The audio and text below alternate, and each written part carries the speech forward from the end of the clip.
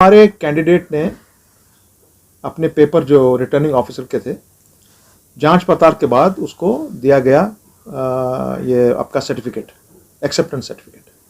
उसके साथ में एक्सेप्टेंस सर्टिफिकेट के साथ में उनके बैंक ओपनिंग अथॉरिटी लेटर दी गई और जो उनका एक्सपेंडिचर बुक होता है वो दिया गया। माने जांच पड़ताल के बाद ये 12:15 पौने 5 बजे उनको कॉल आती है, जरा 2 मिनट आइए, आरओ साहब ढूंढ रहे हैं, कुछ पेपर्स वगैरह आपको और देने हैं, कुछ चेक करना था और पेपर्स देने।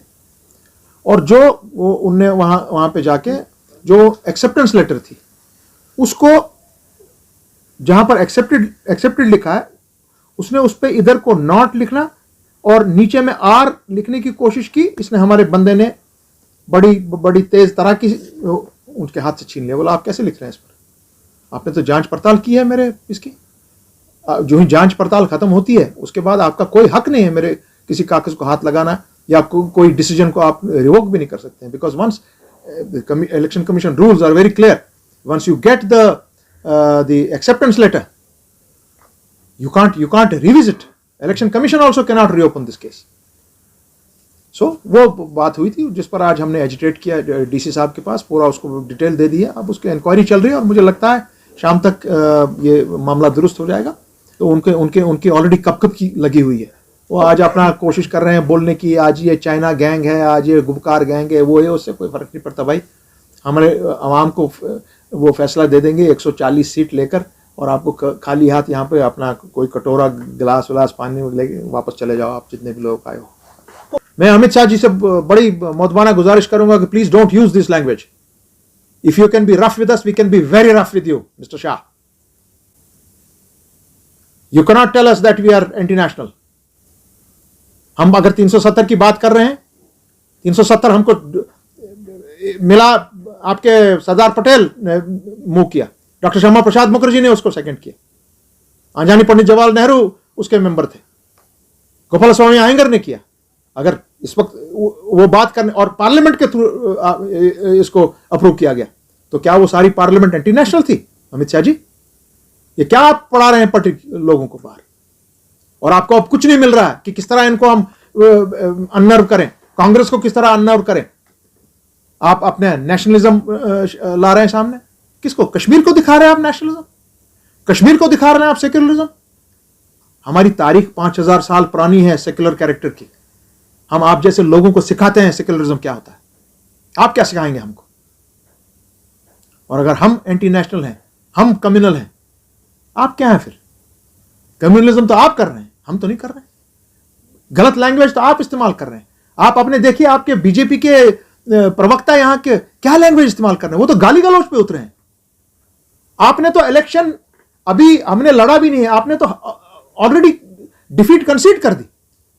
You have agreed that you are defeated by the language that your people are using. It is very sad कि in a constitutional and democratic setup, in a secular setup, such language is being used against whom?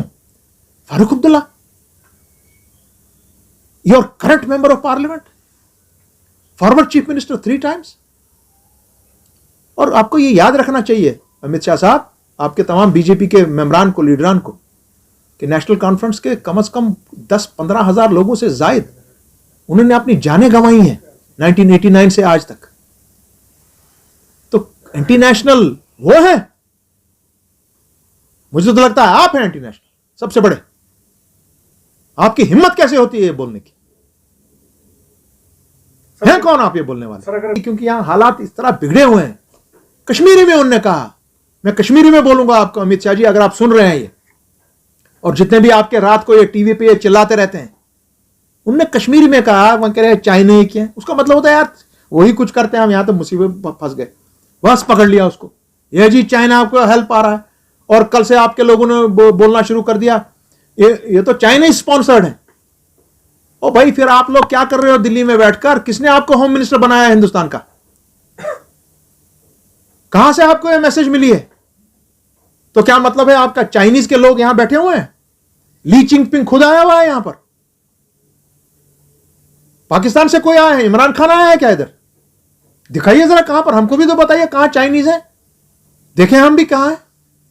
क्या आप सिखा रहे हैं, क्या आप दिखा रहे हैं हिंदुस्तान के लोगों को? गलत, झूठ, फरेब, धोखा, और कोशिश आप कर रहे हैं कि ये जम्मू कश्मीर का माशरा ये ब्रेक हो जाए in the shape of region and religion.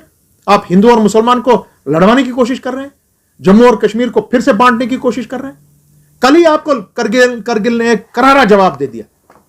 जो डेमोक्रेटिक अलायंस ऑफ करगिल है, जिसका वास्ता direct people's alliance of Gupkar declaration से आते हैं, they have rejected your Ladakh elections. उन्हें रिजेक्ट किया है आपका ये क्या कहते हैं आपका शेड्यूल 6। कैंडिडेट पीपल्स अलायंस का जो उसको सीट अलॉट हुई होगी, जिसको उसकी अथॉरिटी लेटर मिलेगी, वही कैंडिडेट है। नेशनल कॉन्फ्रेंस के 10 आदमी उठा सकते हैं वहां, पीडीपी के 10 हो सकते हैं, एएनसी के 10 हो सकते हैं। मैंने 40 सीटें छोड़ दी। मैंने कहा मुझे एक भी नहीं चाहिए, छोड़ दो for the overall interest of the alliance. अगर मैंने भी सुना है कि मेरे भी लोग कुछ जगहों से करीब 10, 15, 16 के मेरे को इंफॉर्मेशन आई है कि वो भी आज़ाद मेंबरों के तौर पे उठ रहे हैं। मैं उनसे इतना ही कहूँगा कि भाई ये आज झगड़ा आपके और मेरे बच्चे के फ्यूचर के लिए है।